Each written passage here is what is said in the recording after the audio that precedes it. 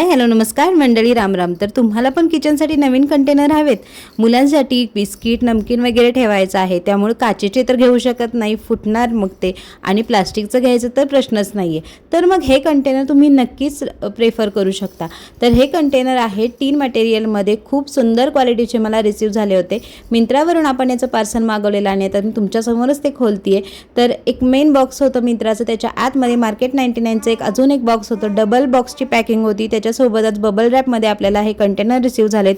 खूप सुंदर क्वालिटीचे 4 कंटेनर आपल्याला रिसीव झालेले आहेत। 2 छोटे कंटेनर आहेत ते शुगर आणि टी साठी आहेत, आणि 2 मोठे कंटेनर आहेत ते नमकीन आणि बिस्कुटसाठी आहेत। तर खूप छान आहे यांची क्वालिटी, आणि एअर टाईट आहेत। इथं रबर आहे झाकणाला, आणि त्यामुळे ते त्याच्या आतमध्ये जे काही आपण खाऊ ठेवतो तो अगदी व्यवस्थित राहतो।